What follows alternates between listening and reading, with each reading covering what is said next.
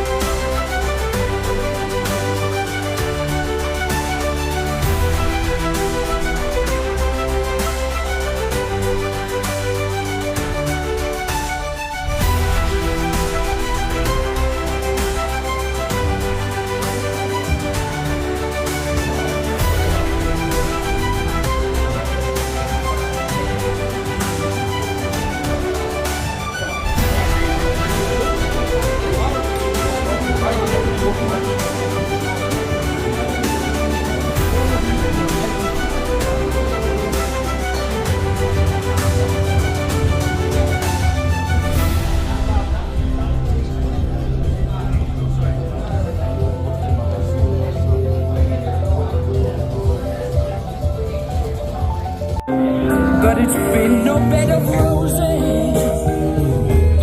no pleasure.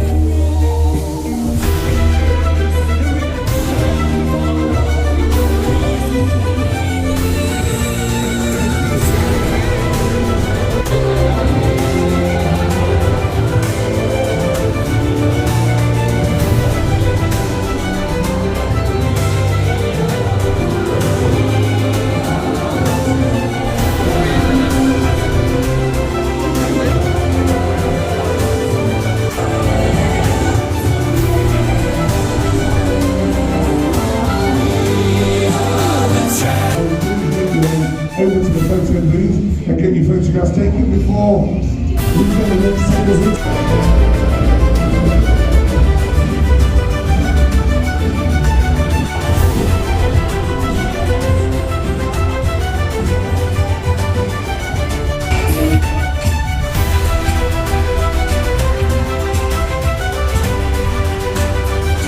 This evening is a signed frame poster from the legend that was Eminem Hughes.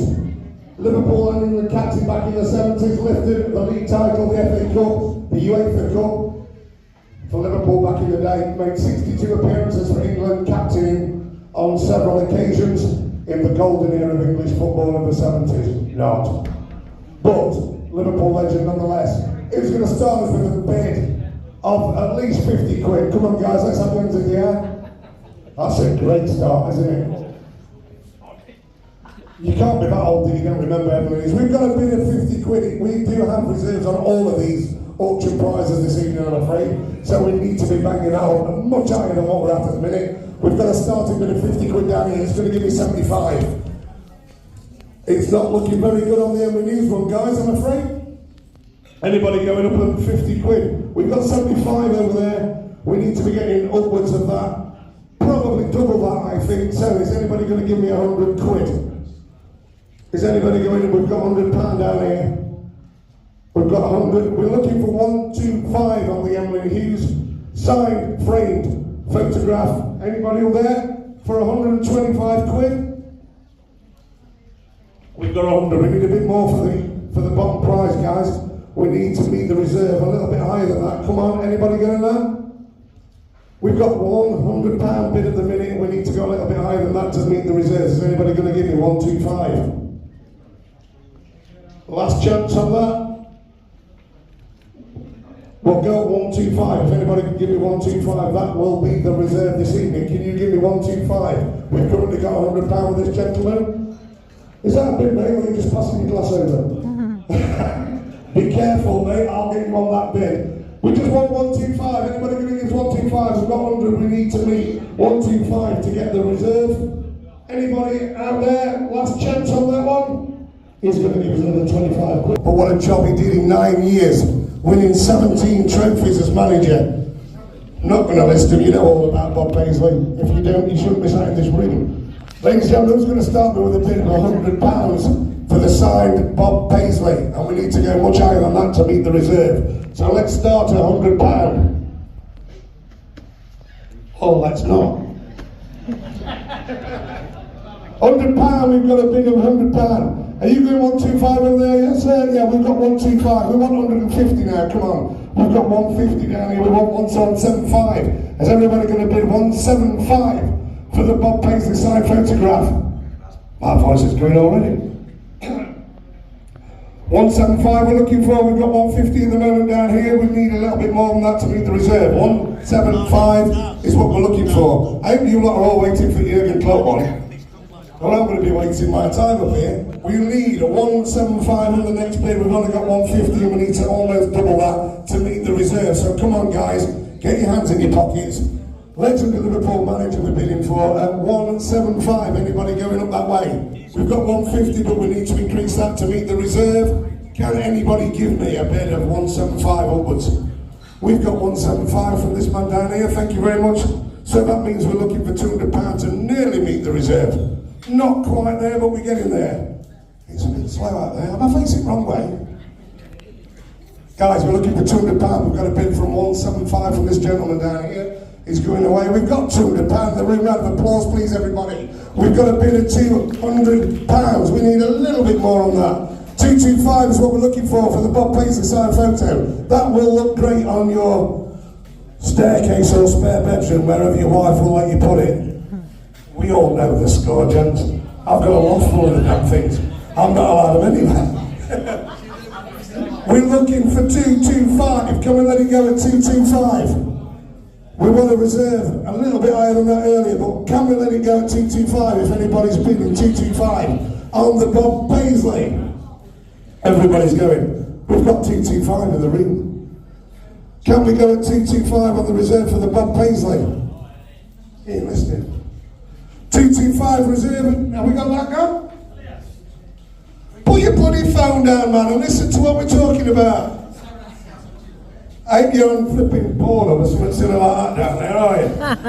We've got 225, and we're reserving at 225. So, any higher bids on the 225? At the minute, we've got 225 for the signed Bob Paisley. Going once. We want 250. Make your bloody mind up, man. I'm trying here. Go on. I'll throw in a free medal. Mate, he's tighter than that, pal. Have you seen his underpants? Christ alive.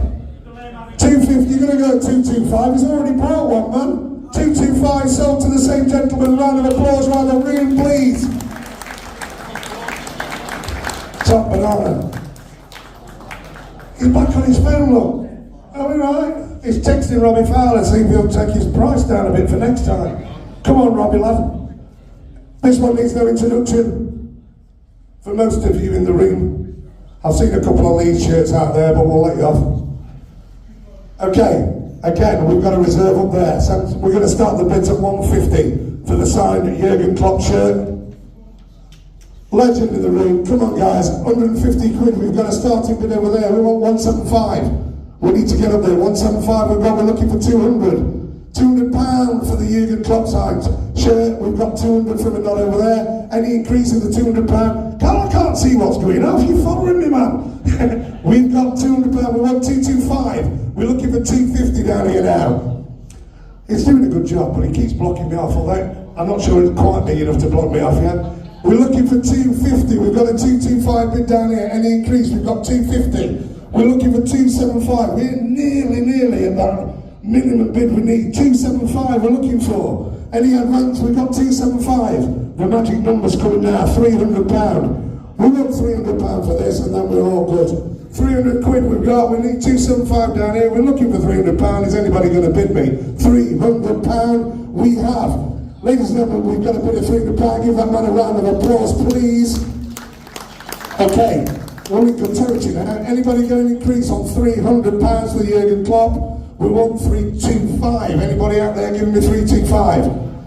I think he's stroking his lip, but now we've got a nod of the head at 325. We're looking for £350 for the signed Jurgen Klopp shirt. Anybody going to give me an advance on the 325? We want 350. There's 2 bidders in the room at the minute, unless somebody comes in last minute. I hope you're not scratching your head, pal. Thank you. We've got 325 with this gentleman down here. We got any advances on the 325? We're looking for £350 for the signed Jurgen Klopp shirt. Any advance? Once. Going once at 325. Any advance? Going twice at 325. Ladies and gentlemen, give a round of applause. Sold to this gentleman for £325. The signed Jurgen Klopp shirt. Thank you, everybody. We've got a couple of colours. In fact, we've got about 3. Do you want to go around the room, Carl? I think that's the fairest thing to do. Get your raffle tickets at the ready. We've got a signed Alan Kennedy ball, a signed Robbie Fowler ball, the European Cup. We should have a few more of them, shouldn't we, on stage, really? How many have we got now? 6? And a fabulous Anfield Road sign, road plate, signed by the very man himself tonight, Gary McAllister. So, no particular order with the prizes. You come and choose which one you want when you've got the first prize. And we are looking for pink tickets, numbers 686 to 690. 686, come on down, my friend. If you tell one of the footballers, you've got to tell us and see if you do some obvious before you take it away. You take your pick, my friend. Fowler's on that one, Alan Kennedy's on that one, 2 European gold. You're having Fowler. There you go, my friend. Thank you very much. 3 prizes left, Carl. And not much voice. Oh, that's close. That's another pink ticket. 636 to 640. So that's going to be around there again. There we go. At least it weren't the same one. Thank you very much. You're just going to take the Alan Kennedy one.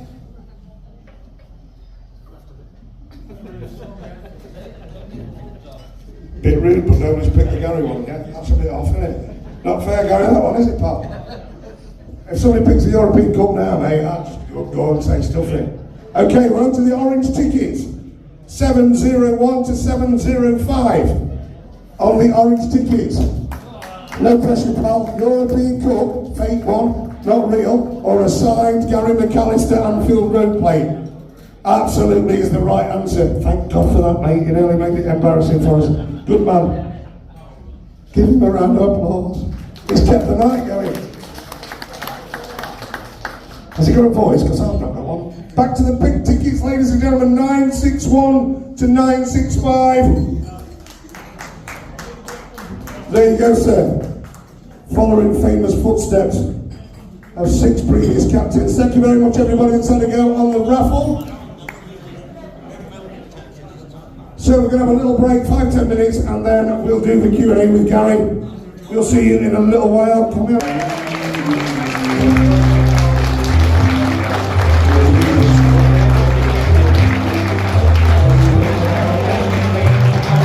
Thank you, Gary, welcome. Everyone, thank you.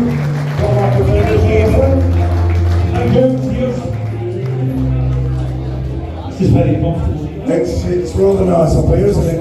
I know pick your voice in the back, and I have a bit of bum on them, because mine's on its way out all the way, so I'm not going to talk too much, because Gary's here to tell us all about his career in football over the last few years or so. So, Gary, my first thing really is, where did it all start, and where did you get into football? Well, I think like most of you in the room who've played football, you know, in your lives, it started at a very early age. I was brought up in a big footballing family.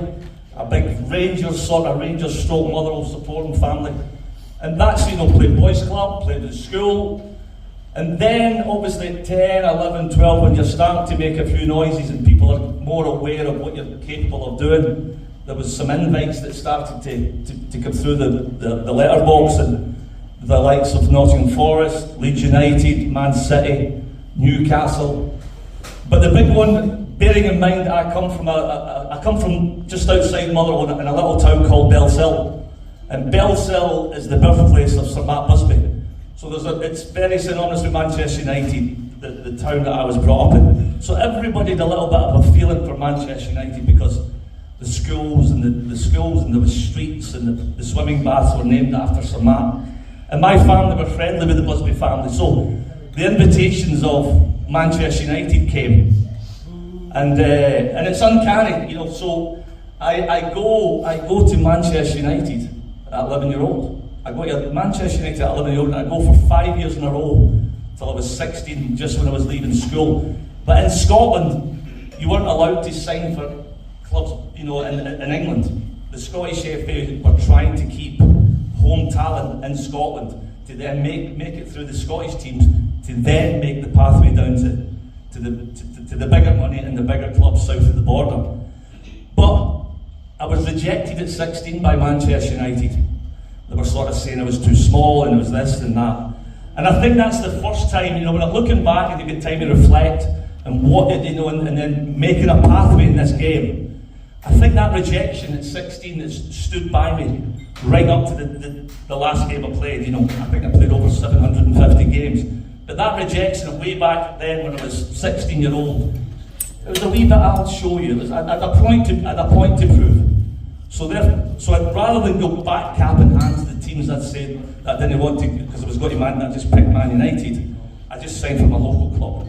I signed with Motherwell, you know, and obviously all my classmates, the guys I went to school, we were in the terraces, support me as well. So it was, and made a debut at 16, so signing for my hometown club got me games quicker. I get in the first team at 17, 18, and then, you know, so thinking back then, there was two wonderful managers I had at Motherwell, and again, that's when you're a sponge and you're a youngster, you're taking stuff on. But I had two really people that were iconic in my eyes, because one was a very famous player of Glasgow Celtic, David Hay, and Jock Wallace, who was the former manager at Glasgow Rangers. So I had two big people who gave me that sort of discipline and that, you know, that work ethic at an early age. Again, I move on and I get that opportunity to get to England, and it's via Leicester City. So at 19, 20, the big connection to Liverpool, it was Gordon Milne, who played in Shankly's teams in the 60s. So I go to Leicester City, and there was like it was a provincial club. You know, at the time when I was there was obviously Leicestershire Cricket and the Tigers, Leicester Tigers. They were the two prominent sports in the city at that time. So Leicester, it gave me an opportunity to get games and experience, and I learned a lot playing under Gordon Milne, and then David Pleat came for a little bit. But I suppose the clubs that I'm most proud of, you know, proud of all the clubs that I played for, and a big affinity with them all. The two big city clubs that I managed to play for and where I managed to win. The next one was the opportunity to leave Leicester City and go to Leeds United. So that in itself, by speaking to the owners and speaking to Howard Wilkinson, you could feel there was something brewing in the city of Leeds. Even when I drove in to do the talks and walked around the city a little bit, you could feel there was a momentum starting to happen at Leeds United at that time. So I jumped up there, and it was, little did I know, it was a club that had been outside the top division for a long time, but then as soon as I got through the doors and played alongside some wonderful players, became some really big. The opening, the first week I'm there was I was met by a big limousine parked outside my hotel, and I got a message from concierge, there's a car here waiting for you. And I get to the car, and Vinnie Jones is sat in the back of this big limo. And bearing in mind that I'm going to Leeds United, and he played a massive part in getting Leeds out of the old second division into the top division. But it was very obvious that there was going to be a little change of style, and I was going to be replacing Vinnie Jones. And I tell you, he gave me the biggest, it was the greatest pub run I've ever been on. He took me to every pub in Leeds, every nightclub that night. He was surfing across dance floors, and I'm thinking, wow, I'm replacing you. How am I going to replace that? So Vinnie left, and then I've got to say, you know, the midfield partnership that I had there was probably, even to this day, I think that the three guys that played in the middle of the park, I think could play in today's football. So, first season back up, we finished 4th, and we'll just go we'll go straight to the point here. Winning the league is something that I felt getting to Leeds United had a better chance of doing that. So, playing alongside Strachan to the right, David Batty to the left, and Gary Speed outside me. You know, we had Chapman, we had Wallace, we had DeRigo, Sterling, White, and Fairclough. I could see that there was something brewing, something really brewing at Ellen Road. And we get to the end of the season, and it's nip and tuck with the enemy across the Pennines, Manchester United. So the scenario there, getting into the final games, there was one particular moment where I felt, you know, Manchester United had a 10-point lead in and around about Easter time. So they were cruising, but Leeds United were just pushing and picking up points. But there was one turning point, and I was in a place called Gipton, which is one of the roughest places in the whole of Yorkshire, not just Leeds. I was in a place called Gipton, and I was judging a karaoke night, and I'll never forget this.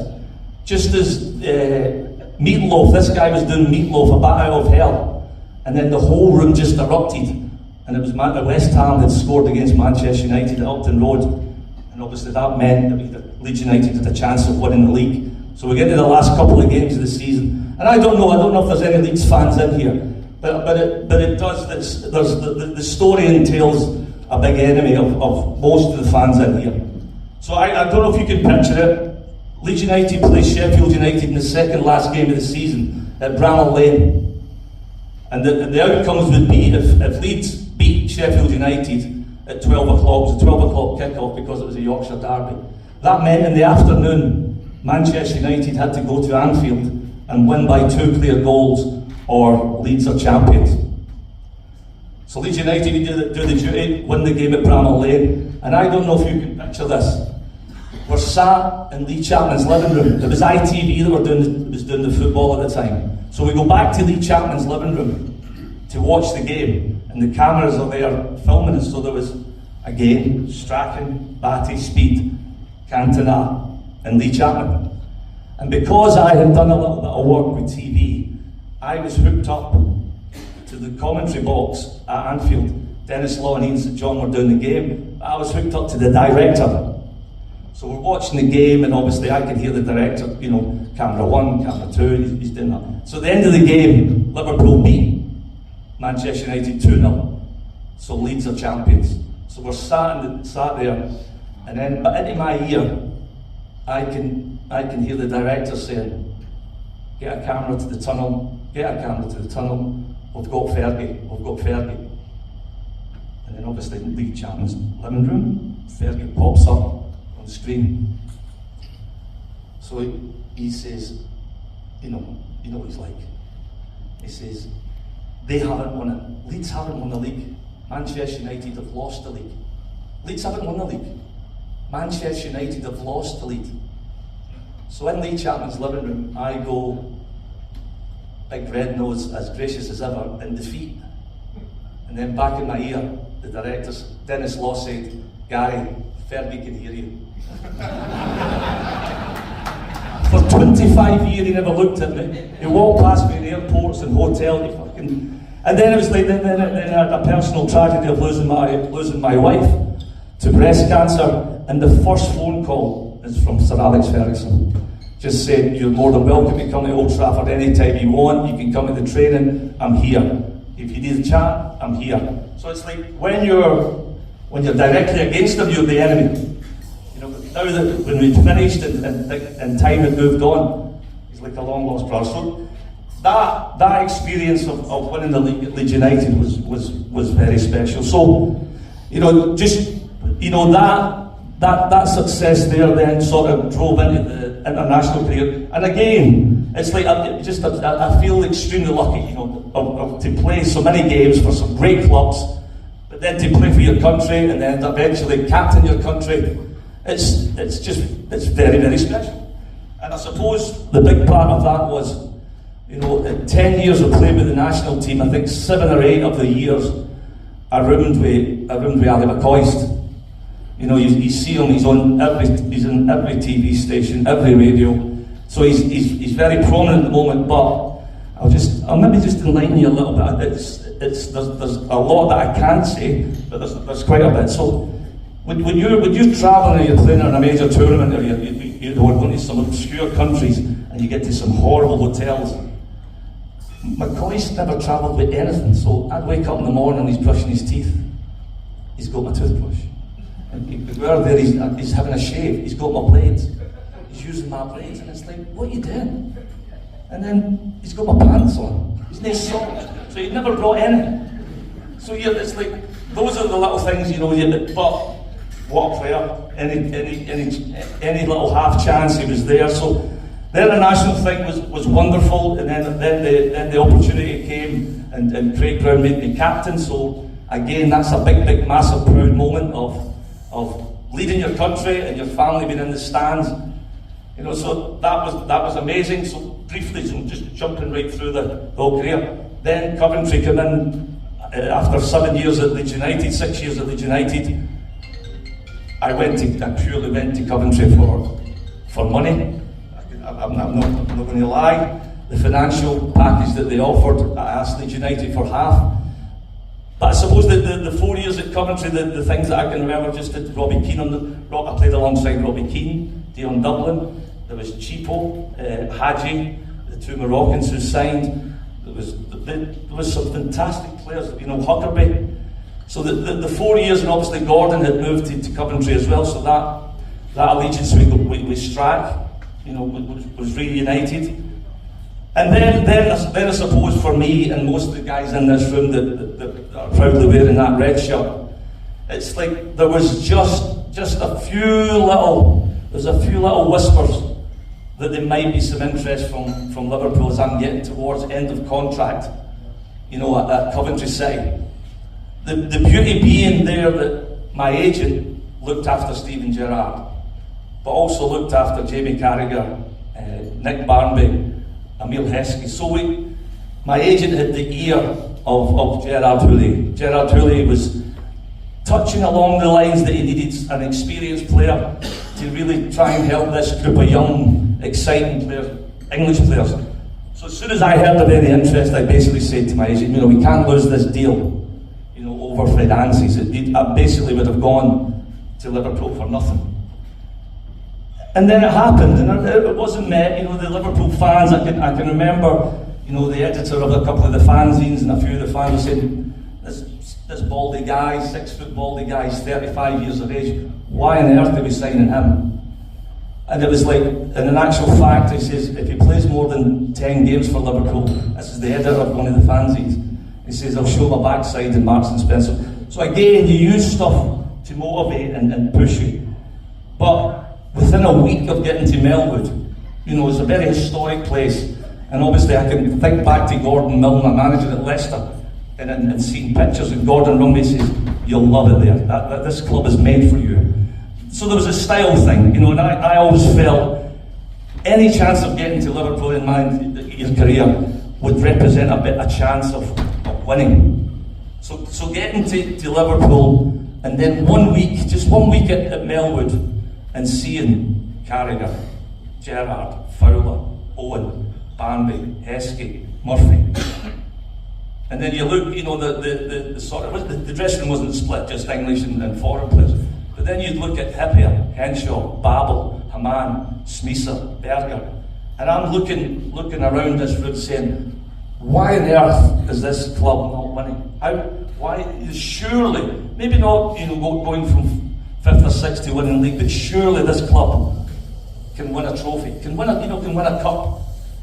Little did I know that the season just became a fairy tale for me. It was just unbelievable to not lose a cup tie the entire season and pick up three major cups.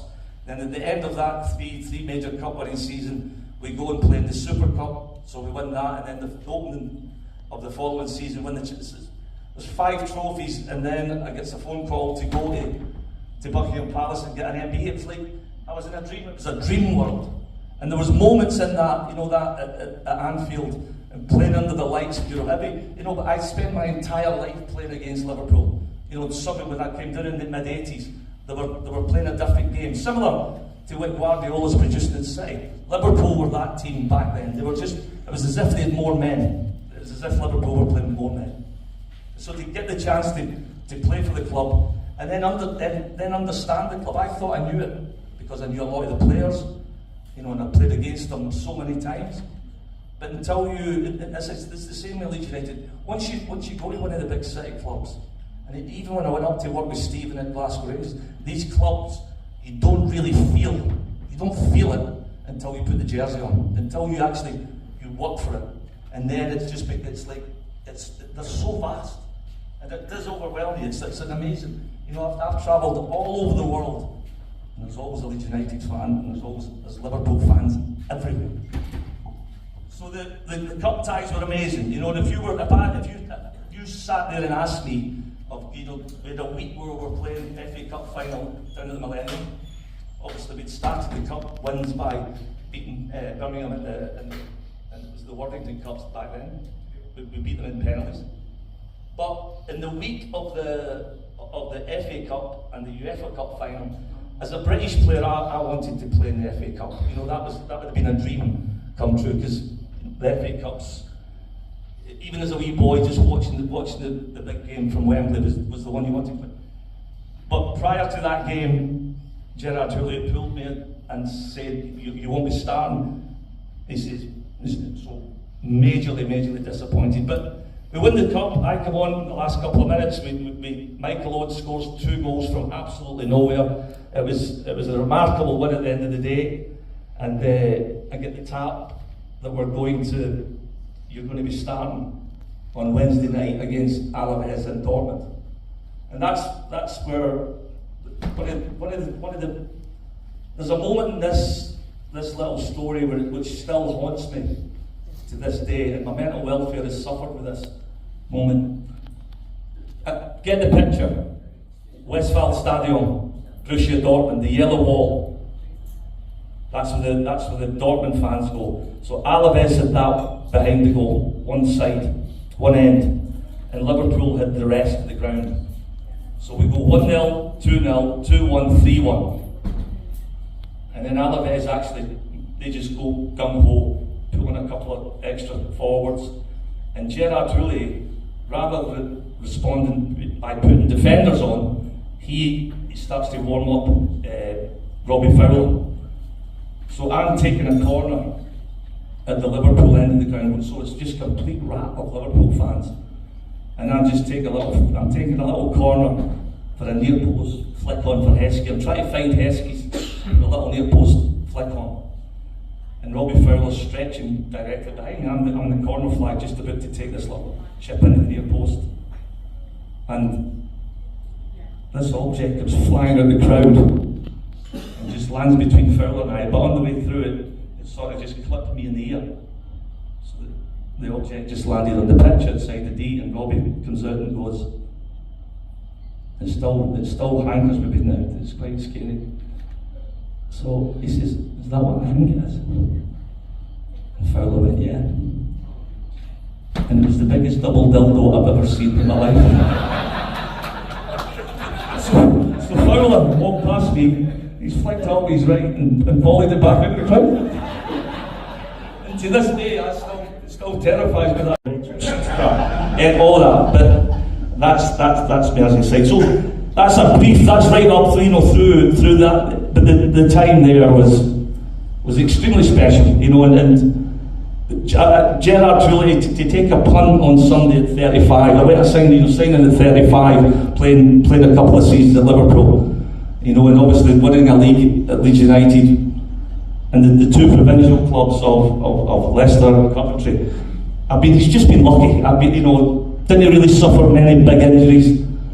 Had a little bit of an ACL, but in all, reflecting, getting a wee bit older now, and spend a little bit more time just looking back and looking at some of the players and teams that I played for.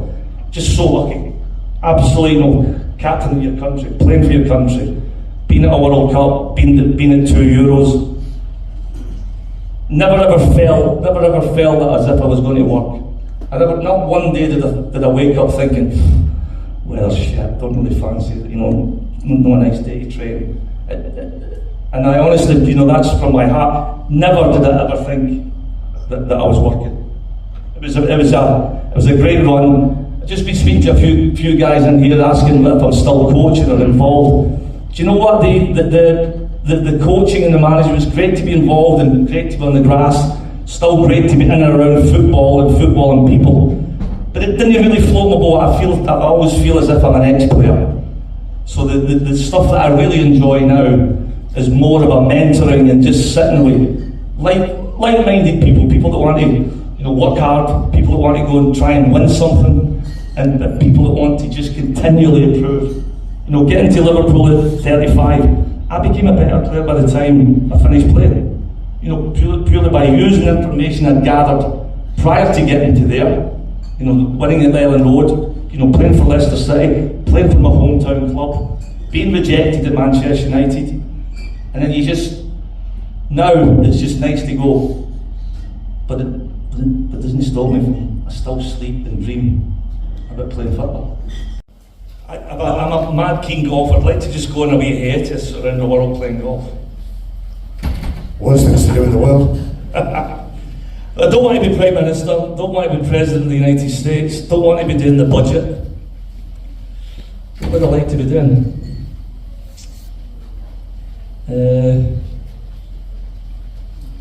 A pro golfer, travelling the world, not a bad shout, to be fair. That'll do me. Whether you win or not, travelling the world playing golf's not a bad shout, is it? I'll carry his bags, absolutely. Well, we're going to get some questions from the floor shortly, but I've got a couple of quick fire questions. And I say quick fire, you can obviously wax lyrical about any of them, but most questions are quick, and we'll deal with it anyway, we'll see what happens. Messi or Ronaldo? Definitely Messi.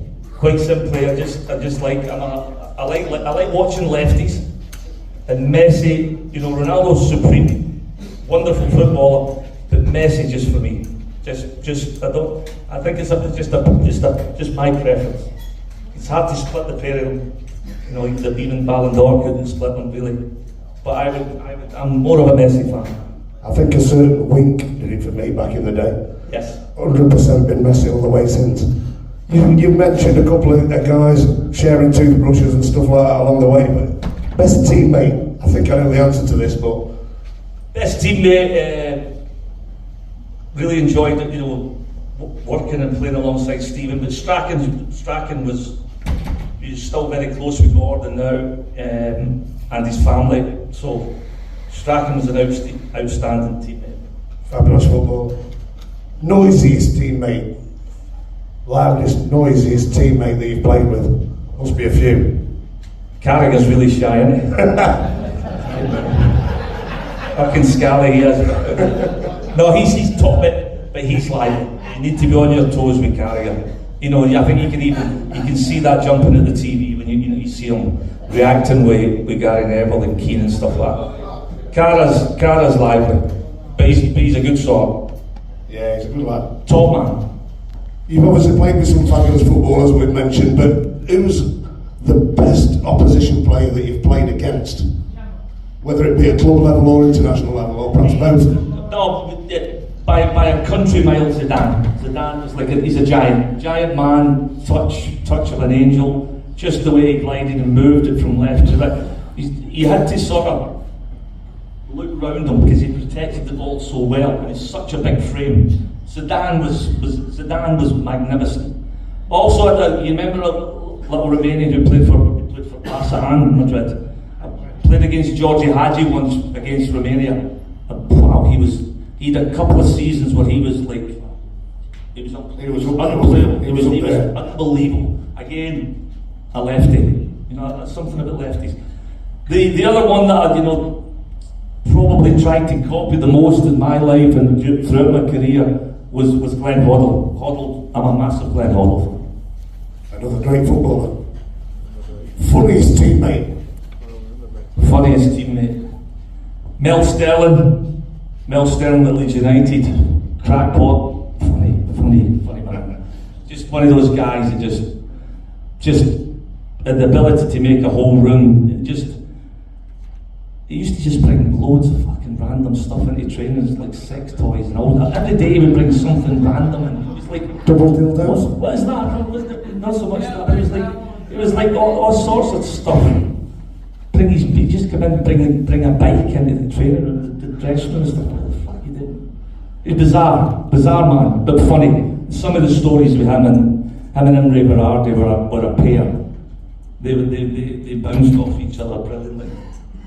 They were good value. Who was your football hero growing up? Dalglish. Shake my hand. Yeah. Absolutely. Dalglish, yeah. And again, now, going over to Anfield and sitting in meetings and being able to just sit and chat with him, it's pretty surreal. I'm a big fan of Souness, and obviously that's a couple of things as well. Playing for both Leeds United and Liverpool, two big city clubs, but also the connection to Scotland. I always felt as if the pride. When I played for Leeds, I could feel Eddie Gray, Lorimer, Billy Bremner. So to do Scotland proud and having to live up to them, but then jumped across to Liverpool, and again you had Souness, Hansen, and Dalglish. So you always felt that pressure of having, Jesus, I need to produce here to keep up that good run of success with Scotsmen being at those particular clubs. They're sort of proud. They were pride things.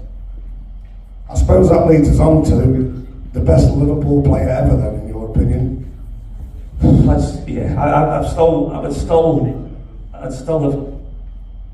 I'd go Kenny, Stephen, Smith. I know that about right? I suppose we ought to ask the question about the best Leeds player then ever. Best Leeds player ever. They tell me John Charles was unbelievable. I was a massive John Giles fan. Bremner, I think that just getting to know the people in and around Ellen Road and that particular team, everybody sort of looked at it and you would pinpoint that Bremner was the leader. Some questions from the audience. Yeah, I'm back on. If Carl's going to come round, if you've got a question for Gary, guys, you want to put your hand in the air and Carl will come round and we'll start anywhere, mate. Just make your way around the room. Got a couple of guys in the middle. Does it? I'll turn mine off. Oh. Hello. Thank you for that, Gary. So during your 2 years at Liverpool, you had quite a purple patch of your career, but also you had a bit of a spell from probably the Christmas to the end of the season where you scored lots of goals in lots of games. Free kick against Bradford, I remember. Obviously the penalty against Pepe Reina, which I'm sure you probably reminded him of. And obviously Alvarez.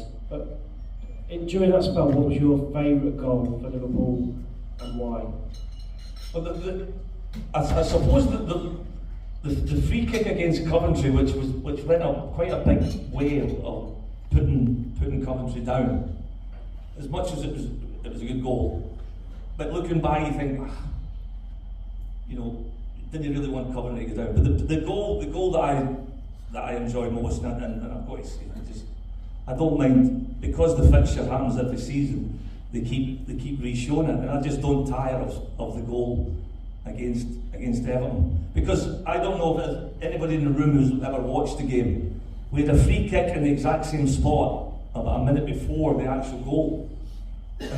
So I was sort of just pointing up to the back post that I was going to try and find the big lads, like Heskey and Babel and Hippier. And so I put it up to the back post. Sammy Hippier has a flashing header which just goes wide. And then obviously a minute later we get a free kick in the same spot. So I'm making the motions to the big lads that I'm just going to play the same ball. So I'm pointing up at the back post and I'm just going to drift it up there. But as I'm doing that, I can see Paul Gerrard. He was sort of stepping and edging, and I'm thinking he's going to try and come and claim this, because it was literally the last kick of the game. And if you ever watch it back, which I watch nearly every night before I go to bed,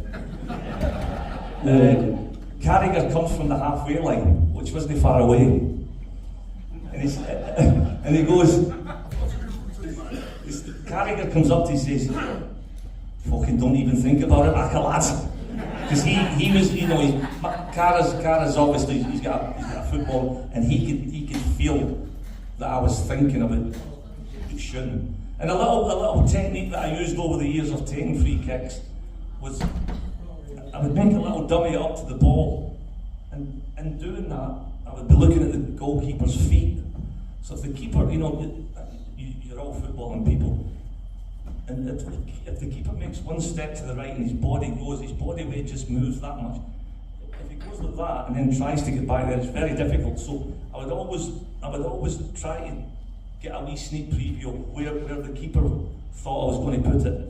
And by that, I'd just look at his, when I did the dummy run, if he made any movement, I'd think he's going to go there. And obviously he'd go the other side. So that's what I seen. In my run-up, I could see him, just under my periphery there, I could see a pair of socks going that way.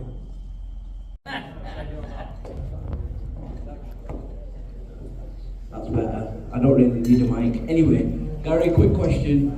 If you were the current Liverpool manager and you had the choice to renew contracts with just two of those three, which two would you pick? From Salah, Trent and Van Dijk. And by the way, clearance sale at the end of the night, thank you. Well, obviously, I think, you know, those three players and the quality of those three players, you'd much rather sign all three. If I was picking the captain and centre back is starting to look back to his finest form. I think from winning the League Cup last year, where he was outstanding and led the team with all those youngsters in it, was awesome. I think he's a must. Salah's goals, I think there's still 2 years and more. So that would point to, I think Conor Bradley's an outstanding young player, and I think he's capable of playing in that position.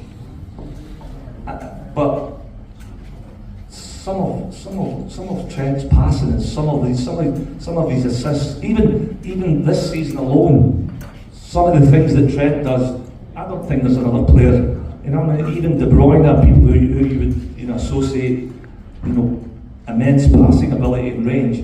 I don't know if anybody can match Trent. Some of the things he sees and some of the things he does in games. When you're at the game and seeing it live, it's like, wow, that is top draw. But Here I got married. Baddiel and Skinner had never made as much money as they did. That was tough.